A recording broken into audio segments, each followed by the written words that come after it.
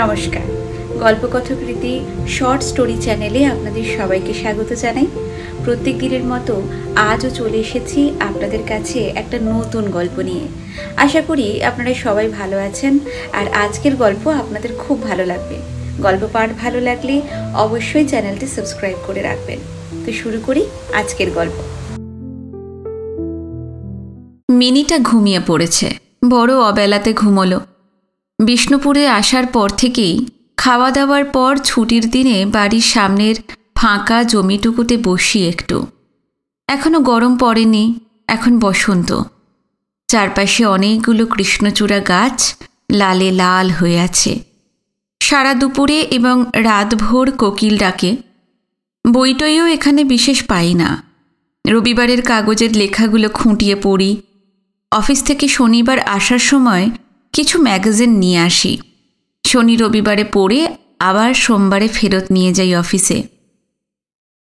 দূরে ছিন্নমস্তার মন্দির, রাঠির বাগানের দিকের ঝুপড়ি ঝুপড়ি গাছগুলো চোখে পড়ে। লালবাঁধের জল চিকচিক করে দুপুরের রোদে।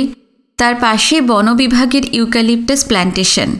ভারী সুন্দর দেখায় ওই দিকটা। কোনো কোনো রবিবার পরমা আর মিনিকে নিয়ে ওদিকে হাঁটতেও যাই। অবশ্য এখানেই আমাদের সকলেরই প্রচুর হাঁটাহাঁটি হয়। সকালে বাজার যাওয়া আসা তো প্রায় 3 মাইল। ফিরেই মিনিকে স্কুলে পৌঁছে দিয়ে এসে চান করে খেয়ে নিয়ে অফিসে যাই। পরমাই স্কুল থেকে নিয়ে আসে মিনিকে। হেঁটে যায়, হেঁটে আসে। সাইকেল রিক্সা নিয়েও যেতে আসতে পারত, কিন্তু তাতে রোজ 1 টাকা করে খরচ। আমার আয়ে এত বড় বিলাসিতা পোষায় না। তাও তো এখন গরম পড়েনি। গরম ও বর্ষার দিনে পরমা আর মিনির দুর্যোগের এক শেষ হবে, কিন্তু কিছুই করার নেই। হঠাৎ পরমা একটা পান হাতে করে এসে বলল, খাবে নাকি? হঠাৎ পান? আমি বললাম। পরমা বিরক্ত গলায় বলল, অত জেরার উত্তর দিতে পারবো না বাবা, খেলে খাও। পানটা মুখে দিয়ে বললাম, বসবে? চেয়ার আনবো ঘর থেকে? না। তারপরেই পরমা আবার বলল, সময় মতো বাস স্ট্যান্ডে যেও কিন্তু। বাস স্ট্যান্ডে কেন? রবিদা বৌদি তো গাড়িতেই আসবেন লিখেছেন। কিন্তু যদি বাসে এসে পড়েন? বারে, তা কেন করবেন? উফ, অত তর্ক করো না তো। আমার দাদা বৌদি তো, তোমারও তো গা থাকবে কেন? তোমার বাড়ির কেউ হলে তো সকাল থেকে কতবার গিয়ে বাস স্ট্যান্ডে গিয়ে খোঁজ খবর করে আসতে। আমি এবার একটু বিরক্ত হলাম। বললাম, হ্যাঁ তা হয়তো করতাম, কারণ আমার আত্মীয় স্বজনদের তো আর গাড়ি করে আসার কথা থাকতো না, তারা বাসে করেই আসতো। পরমা চলে গেল, বলে গেল, ইচ্ছে হলে যেও, নইলে যেও না, আমার আর কিছু বলার নেই। পরমা কারোর সঙ্গেই মানিয়ে থাকতে পারল না বলেই তো কলকাতা ছেড়ে বিষ্ণুপুরে আসতে হয়েছিল। আমাদের বসু পরিবারতন্ত্রে আমার স্থানটা সব দিক দিয়েই এত নিচুতে ছিল যে ওই ব্যাপারে অশান্তি পাওয়া ছাড়া আর কিছুই করার ছিল না। বন্ধুবান্ধবরা বলতো, জয়েন্ট ফ্যামিলির দিন চলে গেছে। শুনতাম, কিন্তু যার একা থাকার সামর্থ্য নেই তার সকলের সঙ্গে না থেকে উপায়ই বা কী? একসঙ্গে থাকতে হলে শান্তিপূর্ণ সহাবস্থানই একমাত্র উপায়। পুতুল খেলার দিন থেকেই প্রত্যেক মেয়েই মনে মনে একটি নিজের নিজস্ব সংসার চায়। সেখানে সেই সম্রাজ্ঞী। সে সাম্রাজ্য যতই সামান্য ও দারিদ্র্যময় হোক না কেন, তার স্বাদই আলাদা। অন্তত আমার স্ত্রী এবং অন্যান্য পরিচিতা ও আত্মীয়াদের দেখে আমার এ কথাই বারবার মনে হয়েছে।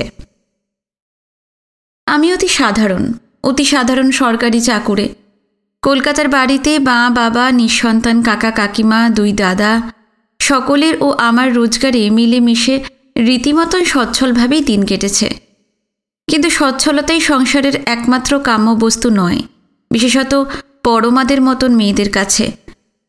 সিনেমা দেখতে যাওয়া নিয়ে, পুজোর খরচ নিয়ে, মায়ের ঠাকুর ঘরে বাতি দেওয়া নিয়ে, ছোট বোনের বাচ্চা হওয়ার সময় বোন ভগ্নিপতির আমাদের অপরিসর বাড়িতে দীর্ঘদিন থাকা নিয়ে অনেকই অশান্তি।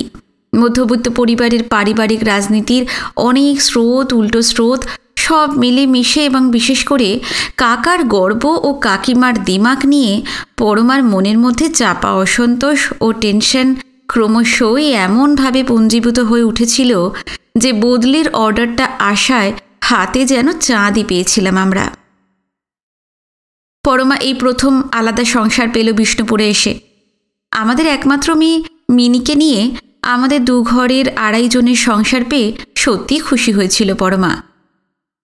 অফিস যাওয়ার আগে যখন থলে হাতে বাজারে যেতাম, পরমা তাড়াতাড়ি চা করে দিয়ে বলতো, আজ একটু সজনে খাড়া এনো, সঙ্গে 1 ফালি কুমড়ো, আর কুচো মাছ পেলেও এনো তো। ওর ছেলে মানুষ স্টোভের আঁচে লাল মুখে এইসব গিন্নিবান্নি কথা শুনে আমার অবাকই লাগতো। এখানে কুচো মাছ বড় একটা পাওয়া যায় না, বেশি ছোট পোনা, কিন্তু টাটকা। যা মাইনে পাই তাতে রোজ মাছ খাওয়া অসম্ভব। কিন্তু পরমার গিন্নিপনাতে ধোঁকার বা ছানার ডালনা, ধনে পাতা দিয়ে লাউ বড়ির তরকারি, চড়ু নারকোল ভাত, এইসব নতুন নতুন নিরামিষ পদ খেয়ে মাছের শোক প্রায় ভুলতেই বসেছিলাম। কলকাতার ইজমালি সংসার ছেড়ে এসে নিজের সংসার পাততেই মায়ের হাতের রান্নার কথা বড় মনে পড়ত। পরমা একে একে তাদের বাড়ির সমস্ত স্পেশালিটি রেঁধে এবং খাইয়ে আমাকে দত্তবাড়ির রন্ধন ঐতিহ্যে বিশ্বাসী করে তুলল। ভোজবাড়ির রান্নার স্বাদ প্রায় ভুলেই যেতে বসেছি এখন আমি। তবু মাঝে মাঝে আমার মন কেমন করত। মায়ের পেটে একটা টিউমার আছে, এক্সরে করার কথা ছিল, হলো কিনা কে জানে। দাদারা যেহেতু কৃতি, এইসব কাজ ছিল আমার। দাদাদের সময়ই হতো না মাকে নিয়ে ডাক্তারখানায় বা হাসপাতালে যাওয়ার। বর্দা অফিস থেকে গাড়ি পেত, কিন্তু এইসব ব্যক্তিগত কাজে সেই গাড়ি ব্যবহার করতে বর্দার সততায় বাধ্য। অথচ শালা শালিদের নিয়ে সেই গাড়ি চড়েই পিকনিকে বা মাসানজোরে যেতে সেই সততা বাকবিঘ্নিত হতো না। বাবার ব্লাড সুগারটা খুব বেড়েছিল। আসার আগে দেখে এসেছিলাম, খাওয়ার পরে রক্ত নিয়ে 220। বাবা গুড় খেতে খুব ভালোবাসেন, মায়ের কথা কানেই নেন না। এখনও গুড় খেয়ে যাচ্ছেন কিনা তা দেখবার লোক কেউ নেই। এই কথা ভেবেও চিন্তা হতো। নিজের পরিবার ছেড়ে এসে প্রায় মনে হতো যে সুখ এবং আরাম বোধহয় এক নয়। আরও মনে হতো যে আমরা যতই ইংরেজি শিখি না কেন, স্বতন্ত্র সংসারে বিশ্বাস করি না কেন, আমাদের অস্তিত্ব যৌথ পরিবারের অনেকই গভীরে প্রথিত আছে। নিজের সংসারের সব সুখ স্বাধীনতা দিয়েও বোধহয় সেই দুঃখ মিশ্রিত আনন্দের সমান হয় না নিক্তি। কিন্তু কিছুই বলতে পারতাম না মুখে। পরমার খুশি সুখোজ্জ্বল মুখের দিকে চেয়ে। মিনিটাও তার দাদু দিদাকে বড়ই মিস করত। বাবা প্রত্যেক দিন ও যতদিন না স্কুলে ভর্তি হয় ওকে নিয়ে সকালে বসতেন। বাবাই ওকে অক্ষর পরিচয় করান, ইংরেজি বাংলা অঙ্ক করাও শেখান তিনি। সে যুগে প্রেসিডেন্সির অঙ্কের ছাত্র ছিলেন বাবা। মা ভক্ত প্রহ্লাদের কথা বলতেন মিনিকে, ঠাকুমার ঝুলি থেকে গল্প পড়ে শোনাতেন, কখনো বা অবন ঠাকুরের রাজকাহিনী, রবি ঠাকুরের শিশু ভোলানাথ। বর্ষার রাতে রান্নাঘর থেকে ভেসে আসা খিচুড়ির ফোড়নের গন্ধ, কাকার সিগারেট ধুমোর উগ্র গন্ধ, চান করে আসা পরমার গায়ের সাবানের মিষ্টি গন্ধের সঙ্গে কড়কড়ে করে আলু ভাজা ও শুকনো লঙ্কা ভাজার নাক সুরসুর করা গন্ধের মধ্যে আমার ঘরে বসে খবরের কাগজ পড়তে পড়তে আমাদের সেই যৌথ পরিবারের যৌথ গন্ধগুলো আমার সমস্ত মস্তিষ্কের মধ্যে সেঁধিয়ে যেত, সেঁধিয়ে থাকত। মিনি যখন আরও ছোট ছিল, একদিন সন্ধেবেলায় সিঁড়ি দিয়ে নামতে গিয়ে পড়ে গেছিল। আমার আজও মনে আছে, দাদা অফিস থেকে ফিরছিলেন তখন, দারুণ ইস্ত্রি করা একটা দামি বাদামি রঙা স্যুট পরে। দাদা দৌড়ে এসে ছাদের ফুলের টবের জন্য শুকোতে দেওয়া গোবর মাখা জুতো শুদ্ধ মিনিকে বুকে তুলে নিয়েছিলেন ভয়ার্ত চিৎকার করে। আমি সিঁড়ির মুখে দৌড়ে গিয়ে দেখেছিলাম বাবা, মা, কাকা, কাকিমা, দাদা, বৌদিরা সকলে ভিড় করে আছেন। কাকা পায়জামা এবং হাতকাটা গেঞ্জি পরে বারান্দার লম্বা হাতলওয়ালা ইজি চেয়ারে বসে সিগার খাচ্ছিলেন। ওই অবস্থাতেই মিনিকে দাদার কোল থেকে ছিনিয়ে নিয়ে ট্যাক্সি করে ডাক্তারখানায় নিয়ে গিয়েছিলেন। কাকার সঙ্গে মেজদা ও পরমাও গেছিল। তখন সিঁড়ির মুখে দাঁড়িয়ে থাকতে থাকতে আমার হঠাৎই মনে হয়েছিল যে আমার মাত্র 5,000 টাকার লাইফ ইন্স্যুরেন্স থাকলেও আসলে আমার এবং আমার স্ত্রী ও কন্যার জীবন দারুণভাবে সুরক্ষিত। সে রাতে একা ঘরে বসে বড় অপারগ মনে হয়েছিল নিজেকে। আমাদের বাসস্থানের মালিক যে কাকাকে দাম্ভিক, যে বর্দাকে হৃদয়হীন, জালিয়াত, যে মেজদাকে স্বার্থপর বলে বিশ্বাস করতে আরম্ভ করেছিল, তাদেরও চরিত্রের যে অন্য বহু দিক আছে, কোনো মানুষকেই যে আমরা প্রাত্যহিকতার বিচারে সঠিক বিচার করতে পারি না, এ কথা ভেবেই বারবার নিজেকে একদিকে কৃতজ্ঞ, অন্যদিকে ছোট বলে মনে হয়েছিল। ভেবেছিলাম বর্দার ছোট ছেলে তুমু, যে মিনির বয়সী, সে সিঁড়ি দিয়ে পড়ে গেলে আমি কি করতে পারতাম? আমি কি আমার অফিস যাওয়ার সবচেয়ে দামি পোশাকে গোবর লাগা জুতো শুদ্ধ তুমুকে কোলে তুলে নিতে পারতাম? তুমুর জন্য সে রাতে গিয়ে ওষুধ ইঞ্জেকশনের জন্য 100 টাকা খরচ করে ফেলতে পারতাম? তারপরেই মনে হয়েছিল যে না, পারতাম না, সত্যি পারতাম না। কিন্তু আমি সারা রাত জেগে তুমুকে সেবা করতে পারতাম। আমার শরীর দিয়ে সামর্থ্যের অভাব পূরণ করতাম। আমি প্রমাণ করতাম অন্যভাবে যে আমি দাদার ছেলে তুমুকে আমার মিনির চেয়ে একটুও কম ভালোবাসি না। কিন্তু যাকে সব কথা। পরমার মামা তো দাদা বৌদি আসবে আজ আমাদের এখানে বেড়াতে। আজ মাসের 25 তারিখ। কাল মানিব্যাগে দেখেছিলাম 30টা টাকা আছে। ওরা অনেক বড় লোক, ডাক্তার দুজনেই। কলকাতায় নিজেদের গাড়ি বাড়ি আছে। পরমার নিজের দাদাদের সামর্থ্য ছিল না। ছোটবেলায় ওর বাবা মারা গেছিলেন। এই দাদাই পরমার বিয়ের সময় বেশি খরচ দিয়েছিলেন। সেই বাবদে পরমার কৃতজ্ঞতা তাদের প্রতি স্বাভাবিকই। আমি আজ বাজারে যাওয়ার সময় পরমা কিছু বলেনি। অন্যদিন ফর্দ করে দেয়। আজ বলেছিল হেসে, আমি কি বলবো, তোমার যা খুশি তাই এনো। বাজারে গিয়ে 20 টাকা খরচ হয়ে গেল তেল টেল নিয়ে। কিন্তু বাড়ি ফিরে থলে উপুর করে রান্নাঘরের বারান্দাতে ঢেলে দিলাম যখন, তখন পরমার মুখটা কালো হয়ে গেল। বেশি কিছু বলল না, শুধু বলল, অনেক বাজার করেছো দেখছি আজকে। কিন্তু আমি পরিষ্কার বুঝলাম যে ওর দাদা বৌদির জন্য আমি আরও অনেক কিছু বাজার করব বলে ও ভেবেছিল। আমার বড় লজ্জা হয়েছিল, দুঃখ। একটা হাওয়া উঠেছে মাঠে, খোয়াইয়ে বনে বনে। কৃষ্ণচূড়ার সবুজ পাতা ও লাল ফুলে ভরা ডালগুলো নৌকোর পালের মতন ফুলে ফুলে দুলে দুলে উঠছে। খবরের কাগজটাকে একটু নাড়াচাড়া করেই উঠে পড়লাম। বাসস্ট্যান্ডে যাওয়ার কোনো প্রয়োজন ছিল না, তবু সময় মতোই উঠলাম। ঘরে গিয়ে পায়জামার উপর পাঞ্জাবিটা চাপিয়ে নিলাম। পরমা জানলার পাশে চেয়ারে বসে ইউক্যালিপটাস বনের দিকে চেয়েছিল। কি যেন ভাবছিল ও। ওর চোখের দৃষ্টি বহু দূরে নিবদ্ধ ছিল। কেমন যেন উদাসও দেখাচ্ছিল ওকে। হঠাৎ মুখ ফিরিয়ে ও বলল, অমন হাফ হাতের মতো যাওয়ার কি দরকার? হাওয়াইয়ান শার্ট প্যান্ট বের করে দিচ্ছি, পরে যাও। আমি কোনো কথা বললাম না। একবার ফিরে তাকালাম। পরমা বলল, চা খেয়ে যাও, 5 মিনিটে করে দিচ্ছি। আমি বললাম, না থাক, বাস স্ট্যান্ডেই খেয়ে নেব।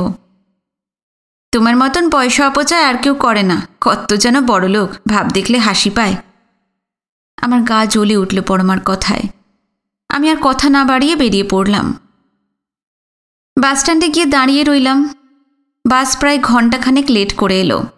অনেকক্ষণ পায়চারি করলাম। লাভের মধ্যে রাবারের চটির স্ট্র্যাপটাই ছিঁড়ে গেল। কাল সকালে বাজারে গিয়ে সারানো ছাড়া উপায় নেই। এক পায়ে চটি পরে হাঁটা যায় না। চটি জোড়া হাতে করে যখন সন্ধ্যের অন্ধকারে বাড়ি ফিরলাম, তখন দেখি বাড়ির সামনে একটি ঝকঝকে কালো ফিয়াট গাড়ি দাঁড়িয়ে আছে। কে একজন গাড়িতে বসেও আছে, ড্রাইভার হবে বোধহয়। ভিতরে ঢুকতেই বৌদি বললেন, কি হে জয়ন্ত, আমরা তো লিখিয়েছিলাম যে গাড়িতে আসব। পরমা বলল, বাস কখন এসে গেছে? হ্যাঁ, আমার উপর রাগ দেখাবার জন্য বেরিয়ে টেরিয়ে ফিরলেন। তারপর ওর বৌদির দিকে ফিরে বলল, তোমরা তো আমারই দাদা বৌদি, ওর তো কেউ নও। রবিদা হঠাৎ আমার হাতে ধরা চটির দিকে চোখ পড়ায় বললেন, ও কি, ওটা কি হাতে? মিনি হাততালি দিয়ে বলল, হিমা, বাবা চটি হাতে হেঁটে এলো। পরমা চকিতে আমাকে দেখে নিয়ে বলল, সঙ্গের মতন দাঁড়িয়ে থেকো না তো, যাও চটিটা রেখে এসো। চটি রেখে আসলাম। রবিদা বললেন, আর 1 কাপ চা করে খাওয়াও তো পরমা। পরমা চা করতে ভিতরে গেল। বৌদি বললেন, পরমা, আমাদের সঙ্গে কিন্তু ড্রাইভার আছে, ও খাবে বুঝলে। পরমা ভিতর থেকে বলল, বলতে হবে না বৌদি, আমার চোখ আছে, আমি কি আর রাম সিংকে চিনি না। বৌদি এবার আমাকে বললেন, জয়ন্ত, এখানে কেন এসেছি বলো তো? আমি কেমন বোকা বনে গেলাম। বললাম, পরমার সংসার দেখতে। তা তো বটেই, তবে সেটা আসল কারণ নয়। আসল কারণ বালুচরি শাড়ি। নিয়ে যাবে তো দোকানে? আমি বললাম, হ্যাঁ হ্যাঁ, নিয়ে যাব না কেন, কিন্তু তার তো অনেক দাম শুনেছি, 1000-1500 টাকা মতন দাম এক একটা শাড়ির। রবিদা হাসলেন, বললেন, তোমার বৌদিও কি আর কম দামি হে? আমি হাসলাম, বললাম, হ্যাঁ হ্যাঁ, তা তো বটেই। তা আপনারা কতদিন থাকবেন? বৌদি বললেন, বেশি দিন থাকলে তোমার আপত্তি আছে বুঝি? আমি আবারও হাসলাম। বোকারা অকারণেই হাসে। বললাম, না না, কী যে বলেন। রবিদা বললেন, পরশু ভোরে ব্রেকফাস্ট খেয়েই চলে যাব। আমার আবার বিকেলে একটা অপারেশন আছে বেলভিউতে। খুব বড় মারোয়ারি ব্যবসাদারের একমাত্র মেয়ের অ্যাপেন্ডিসাইটিস অপারেশন। কিছুই কাজ নেই, কিন্তু ভালো মালকড়ি আছে তো, ফোকটে লাভ, বুঝলে না? ভালো ছাত্র না হলে ডাক্তার হওয়া যায় না জানতাম। জানতাম ডাক্তারদের প্রফেশন সবচেয়ে নোবেল প্রফেশন। কিন্তু রবিদার কথা শুনে হাবভাব দেখে বোঝা যায় না উনি লোহা ঢালাইওয়ালা না ডাক্তার। অবাক লাগলো। ওরা চাটা খেয়ে বললেন, এখানে আমার এক বন্ধুর ভাই আছেন এসডিও, খুবই ঘনিষ্ঠ বন্ধু। যাই একবার দেখা করে আসি। গেলে অবশ্য বিপদ আছে, নাও ছাড়তে পারে। খাইয়ে তো ছাড়বেই, ওখানে রেখেও দিতে পারে। তুমি যাবে নাকি সঙ্গে? আমি বললাম, না না, উনি কত বড় অফিসার, এইসব ছোট জায়গায় আমাদের অনেক প্রোটোকল মেনে চলতে হয়। উনি যদি আমার কথা শুনে আমাকে দেখতে চান বা আলাপ করতে চান, সে অন্য কথা। আমার কাছ থেকে ডিরেকশন নিয়ে ওরা চলে গেলেন ড্রাইভারের চা খাওয়া হয়ে গেলে। ওরা চলে যেতেই পরমা বলল, তোমার মতো ছোট লোক দেখিনি বাবা। অমন করে কেউ অতিথিকে শুধোয় যে কতদিন থাকবেন। কথাটা কি অন্যভাবে বলা যেত না? তোমার জন্য আমার মাথা কাটা যায় লজ্জায়। তা কি বললে তুমি খুশি হতে? তুমি তো বলতে পারতে যে বেশ কয়েকদিন থাকতে হবে, কিন্তু তাহলেই জানতে পারতে যে কতদিন থাকবেন। আমি বাপু অত সুন্দর করে কথা বলতে শিখিনি। তোমার মতন আমার বাড়ি তো শান্তিপুরে নয়। শেখনি তো অনেক কিছুই, কিন্তু শিখতে আপত্তি কি? আমি আর কিছু না বলে বাইরে গিয়ে বসলাম অন্ধকারে। মিনি বারান্দা থেকে তোতা পাখির মতন বলল, বাবা অন্ধকারে বসো না, মা বলেছে বিছে কামড়াবে। পরমা এসে বলল, রাম সিং আমাদের অনেক দিনের ড্রাইভার, ওকে খাতির যত্ন না করলে হবে না। শুনছ, দাদা বৌদি আর আমি আমাদের ঘরে শোবো। মিনিকে নিয়ে তুমি বারান্দার চৌকিতে শুয়ে, আর মিনির ঘরের খাটটা রাম সিংকে ছেড়ে দিও। তাই হবে। রবিদা বৌদি প্রায় 11টায় ফিরলেন এসডিওর বাড়ি থেকে। পরমা রান্নাবান্না সেরে বসে বসে হাই তুলতে তুলতে মিনির পাশে শুয়ে পড়েছিল। ওরা আসতে আবার খাবার টাবার গরম করে সকলে মিলে খেতে বসা গেল। পরদিন প্রভিডেন্ট ফান্ড থেকে 200 টাকা ধার নিলাম। সকালে বাজার করলাম পাশের বাড়ির মুখার্জি বাবুর কাছ থেকে ধার করে। সকালে বৌদি বলেছিলেন যে, তোমার দাদার একটু কোলেস্টেরল আছে গো, লিন মিট ছাড়া কিছু খান না। তুমি কিন্তু পাঁঠার মাংস এনো না, চিকেন এনো। তারপরেই আবার বললেন, আচ্ছা জয়ন্ত, এখানে অ্যাসপারাগাস পাওয়া যাবে? ওই পেলে তোমার দাদাকে সঙ্গে একটু অ্যাসপারাগাসের স্যুপ করে দিতাম। পরমা বলল, কাকে কি বলছো বৌদি? হো, এসবের নামই শোনেনি। তবে হ্যাঁ, চিকেন আনবে। আর মাছ? বৌদি বললেন, বড় রুই মাছ পেলে এনো। অনেক দিন মুড়ি ঘন্ট খাই না। কলকাতায় তো পার্টি ফার্টি লেগেই আছে রোজই। আজ ককটেল, কাল ডিনার, দিশি রান্না খেয়ে যে একটু সুখ করব, তার উপায় নেই বাপু। বাজার সেরে কোনো ক্রমে খেয়ে আমি অফিসে গেলাম। পরমা আমাকে বলল, তোমাকে নিয়ে যেতে হবে না, আমরা আস্তে সুস্থে খেয়ে দে শাড়ির দোকানে যাব। আমি তো চিনি। আর মিনি স্কুল? মেয়ে আমার এমন কিছু এমএসসি পড়ছে না, সবে তো কেজি 1। একদিন কামাই করলে কিচ্ছু হবে না। মামা মামি এসেছে, ওকেও আমি সঙ্গে নিয়ে যাব। অফিস থেকে ফিরে দেখলাম পরমা গলদঘর্ম হয়ে রান্না করছে, আর মিনিটা ভর সন্ধে ঘুমোচ্ছে। আমি বললাম, পরমা, 1 কাপ চা খাওয়াতে পারো? পরমা বলল, হাত মুখ ধোও করে দিচ্ছি। পরমার গলার স্বরটা একটু অন্যরকম শোনালো। পরক্ষণেই বলল, ঢের ঢের ছোট লোক দেখেছি বাবা, এমনটা দেখিনি। খালি বড় বড় কথা আর জালিয়াতি। চক্ষু লজ্জা বলে কোনো ব্যাপার নেই। দেখছে লোক নেই, জোর নেই, রান্না করছে, নিজেই বাসন মাজছে। একটু তো সাহায্যও করতে পারতো বৌদি। মেয়েটাকে সঙ্গে নিয়ে গেল, একটা চকলেট পর্যন্ত কিনে দিল না। 3 বালুচুরির শাড়ি কিনলো জানো? কত দাম বলো তো? 3টের দাম 2500 টাকা। আমি বুঝলাম পরমার কোথায় লেগেছে। ওই দোকানে আমার সঙ্গে গিয়ে বহুবার ও শাড়ি নেড়েচেড়ে দেখে এসেছে। ওর বহুদিনের শখ একটা লালপাড় গরদের শাড়ির, দাম প্রায় 150 মতো। আমার কাছে তাই অনেক। ঠিক করেছিলাম একজন জানাশোনা তাঁতির কাছ থেকে নিয়ে মাসে মাসে 20 টাকা করে শোধ করে দেব। যে মেয়ের পক্ষে 150 টাকার শাড়িও স্বপ্ন, তারই সামনে যদি অন্য মেয়ে 2500 টাকার শাড়ি কেনে, তা কি সহ্য হয়? আমি কিছু বলার আগেই পরমা আবার বলল, এই যে বড় রুই মাছ আর চিকেন কিনলে, কোথায় পেলে টাকা? হ্যাঁ, এত টাকা কোথায় লুকিয়ে রেখেছিলে? বললাম, পরমা, তোমার মনটা বড় ছোট হয়ে গেছে। এই দাদাই না তোমার বিয়ে দিয়েছিলেন। এরা আসবেন বলেই না তুমি কতদিন ধরে অপেক্ষা করেছিলে, আর আসতে না আসতে তুমি এই সব কথা বলছো। পরমা প্রায় কেঁদে ফেলল।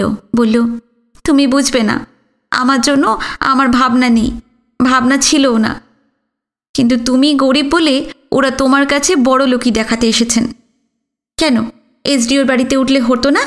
গরিবের বাড়ি উঠে যদি তাদের কোনো রকম কনসিডারেশন না থাকে, তাহলে কি বলতে পারি? ওরকম করো না পরমা, ওরা তোমার কত আপন লোক। আমি তো আনন্দই পেলাম। আমি তো যা করার হাসি মুখেই করছি। তুমি এতে অন্যরকম ভাবছো কেন? আমি যদি তোমাকে কিছু বলতাম তাহলে তুমি লজ্জা পেতে পারতে। আমি তো কিছুই বলিনি। তোমার এত আপনজনের জন্য আমি কিছু করতে পারছি বলে কত ভালো লাগছে আমার। 5 বছর বিয়ে হয়েছে, তোমার জন্য বা তোমার আত্মীয় স্বজনের জন্য তো কিছুই করিনি, করতে পারিনি।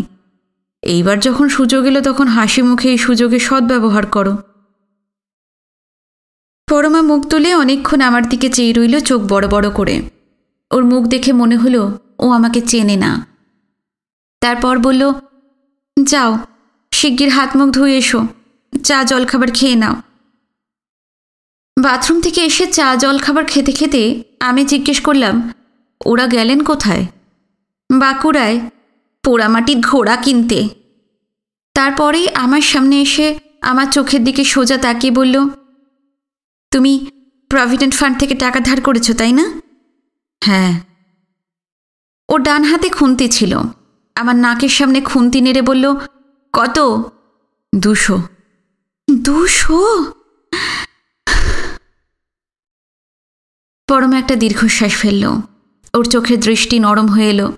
খুন্তিটাকে খাবার টেবিলের ওপর নামিয়ে রেখে আমার একেবারে কাছে এসে বলল, তোমার উপর বড় অত্যাচার হলো গো।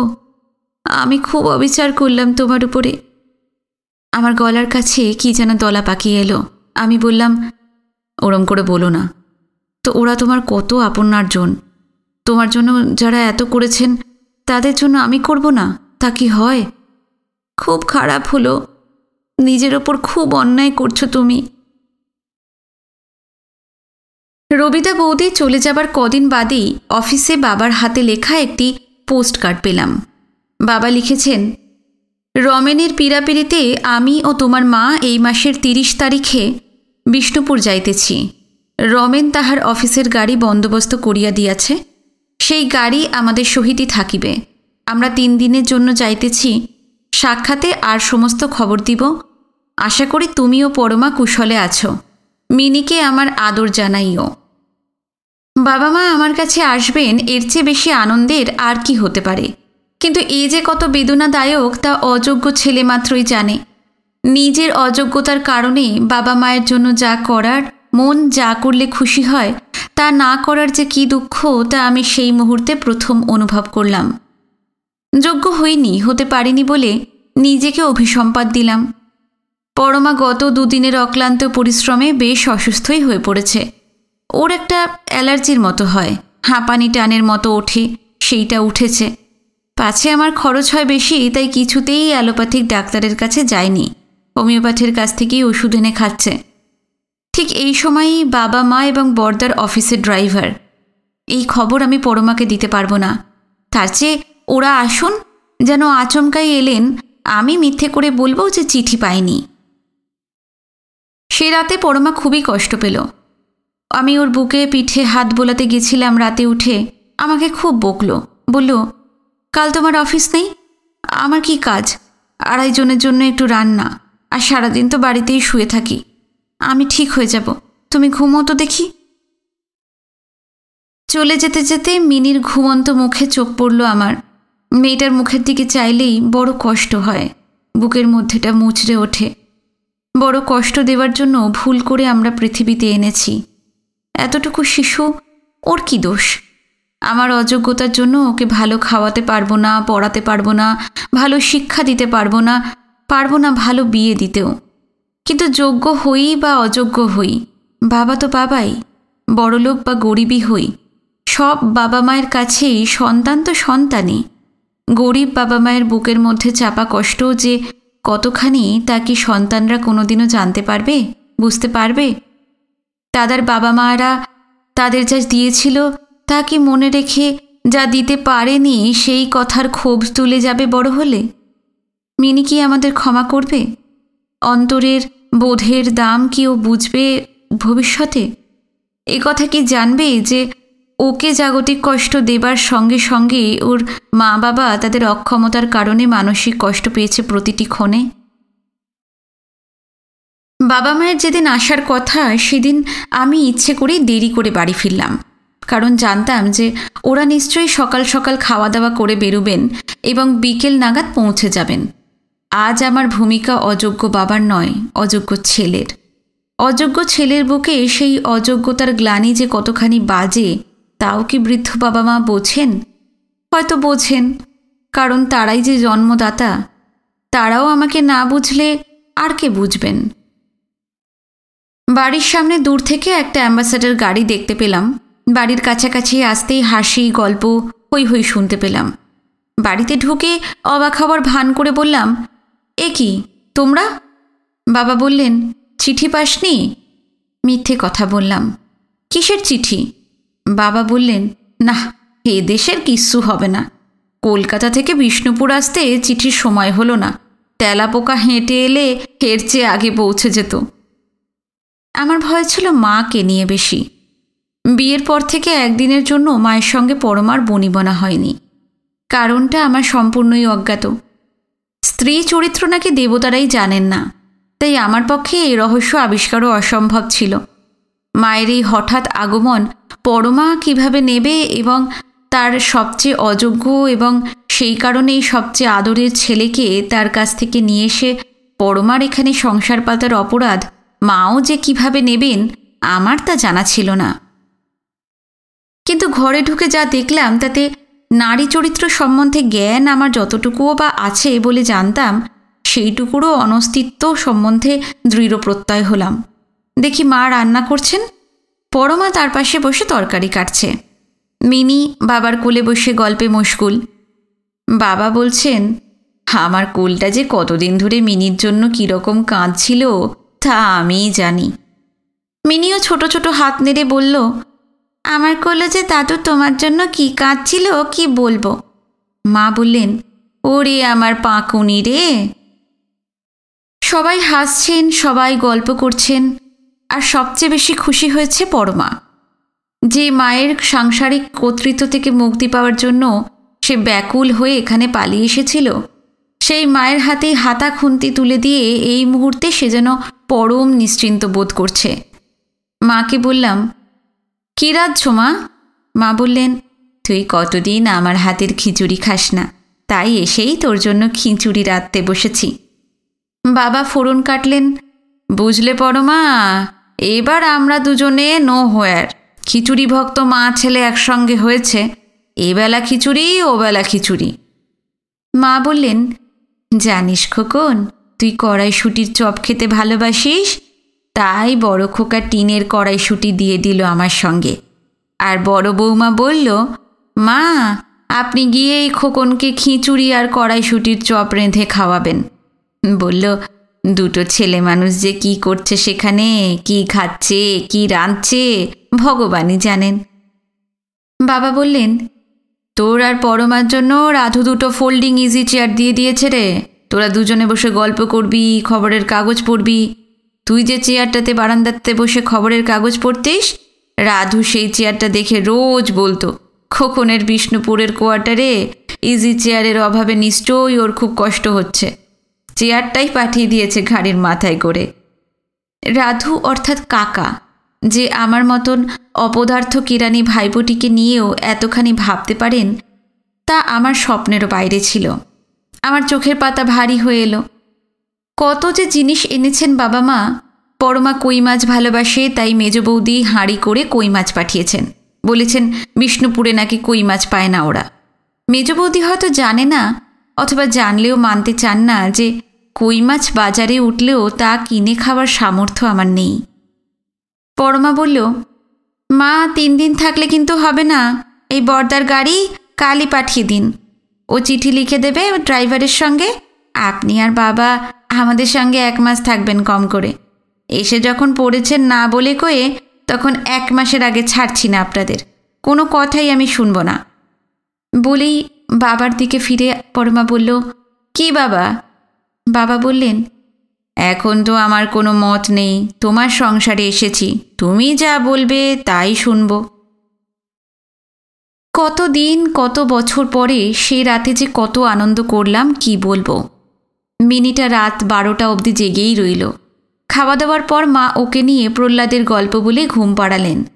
পরমা, বাবা, মা আর মিনিকে ওর ঘর ছেড়ে দিল জোর করে, কোনো কথা শুনল না। বর্দার অফিসের ড্রাইভারকে মিনির ঘরের খাটে আদর যত্ন করে বিছানা করে শোয়ালো। নিজে বোধহয় বহুদিন পর, মিনি হওয়ার পর এই প্রথম আমার সঙ্গে শুলো ঢাকা বারান্দায়।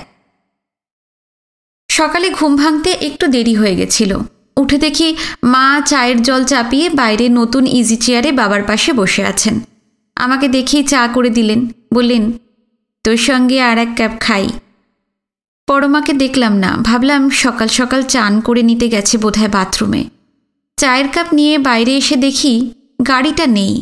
বাবাকে শুধোতেই বাবা বললেন, পরমা নিয়ে গেছে, বলল এক্ষুনি আসছি। আমি অবাক হয়ে বললাম, পরমা এত সকালে ওর কী কাজ? বাবা মা দুজনেই চিন্তান্বিত গলায় বললেন, তা তো আমরা জানি না। কেন, তুইও কি কিছু জানিস না? আমি উত্তেজনা না দেখিয়ে বললাম, না, ঠিক আছে, এলেই জানা যাবে। মা বললেন, বাবা, পরমার চেহারাটা কিন্তু খারাপ হয়ে গেছে। লোকজন নেই, সবই তো একা একা করতে হয়, অভ্যেস তো নেই। পারে নাকি এতটুকু মেয়ে, তার ওপর মিনিকে দেখা, সব একা হাতে। একটু পর পরমা ফিরে এলো, 1 চ্যাঙারি গরম জিলিপি সিঙাড়া নিয়ে। বাবাকে বলল, বাবা, এই যে গরম জিলিপি আপনি ভালোবাসেন, নিয়ে এলাম। তারপর একটা ছোট্ট ঠোঙা বের করে বলল, মা, এটা আপনার। কি রে ওটা? দেখুন না। উমা, বোঁদে। ভিতরে যাওয়ার সময় পরমা আমাকে ডাকলো, বলল, চা খেয়ে একটু শুনে যাও তো। ভিতরে যেতেই শোবার ঘরের দরজা বন্ধ করে পরমা আমার হাতে অনেকগুলো 100 টাকার নোট আর অনেকগুলো খুচরো নোট দিল। ফিসফিস করে বলল, 1250 টাকা আছে, তার মধ্যে 5 টাকা খরচ হয়েছে জিলিপিতে। আমার বিশ্বাস হচ্ছিল না, অত টাকা বহুদিন একসঙ্গে দেখিনি। খুব উত্তেজিত হয়ে পড়লাম আমি। বললাম, এত টাকা কোথায় পেলে তুমি এই সকালে? আমার একটা গয়না বেচে দিয়ে এলাম মধু শ্যাকরার কাছে। দোকানও তো খোলেনি এখনো। দোকানে যাইনি তো, বাড়িতে গেছিলাম। সে কি সাংঘাতিক কাণ্ড! এই 7 সকালে গয়না বিক্রি করে সংসারে অলক্ষ্মী আসে, জানো না তুমি? কি লক্ষ্মী আর কি অলক্ষ্মী তোমার আমাকে শেখাতে হবে না। সরো তো এখন, তাড়াতাড়ি দরজা খুলি, নইলে বাবা মা আবার কি মনে করবেন। ছি ছি ছি, এ কি করলে তুমি? তুমি জানো কত ছোট করলে আমাকে তোমার কাছে। বাবা মাকে 1 মাস এখানে রাখবই। হয়তো তুমিও একদিন বড় অফিসার হবে, বড় লোক হবে, কিন্তু বাবা মার জন্য কিছু করার সুযোগ তো আর নাও আসতে পারে বলো। বাবা মার জন্য যা করবে ভগবান তার 10 গুণ তোমাকে ফেরত দেবেন। আমি হেসে বললাম, তাহলে 10 গুণ ফেরত পাওয়ার জন্যই তুমি এই কাণ্ডটা করলে? কিন্তু হাসলাম যে কি করে জানি না। পরমা এবার পরিপূর্ণ হাসল। হাসলে ওর গালে ভারী মিষ্টি একটা টোল পড়ে। বলল, আগে না স্যার, তোমাকে হারাবার জন্যই করলাম। তুমি কি ভেবেছ তুমিই জিতে যাবে? আমিও কি জিততে জানি না? কিন্তু মিনির ভবিষ্যৎ এইভাবে চললে ওর কি হবে? সরো তো, দরজা খুলতে দাও। পরমা রেগে উঠল। তারপর আমার মুখের দিকে ফিরিয়ে বলল, নিজের মা বাবার কারণে কারোর ছেলেমেয়ের ভবিষ্যৎ নষ্ট হয় এই কথা আমি মানি না, বিশ্বাস করি না। আমি যা করেছি বেশ করেছি। আমার গয়না আমি যা খুশি করব, বিক্রি করব না দিয়ে দেব, ফেলে দেব, আমি যা মনে করব তাই করব, তোমার তাতে কি? বলেই দরজা খুলে পরমা রান্নাঘরে চলে গেল। আমি বাইরে এসে বাবার পাশে বসলাম। মা ভিতরে গেলেন পরমাকে রান্নায় সাহায্য করতে। কৃষ্ণচূড়া গাছের শিকড়গুলো চারিদিকে ছড়িয়ে গেছে। আমার বাবার পাশে আমি। বাবাকে আজকাল বেশ বুড়ো বুড়ো দেখায়। চুলগুলো বেশ সাদা হয়ে গেছে, দাঁড়ালে কুঁজো লাগে, হাতের শিরাগুলো দেখা যায় গাছের শিকড়ের মতো। বাবার পাশে বসে থাকতে থাকতে আমার হঠাৎ মনে হলো যে প্রত্যেকটি দূরের লাটাইতেই নৈকট্যে সুতো গোটানো থাকে সব সময়ই, এবং শিকড়ের মধ্যেই থাকে গাছের প্রাণ, লতায় অর্কিডেও। বাবা মা, আমি, পরমা এবং মিনি, আমাদের সংসার।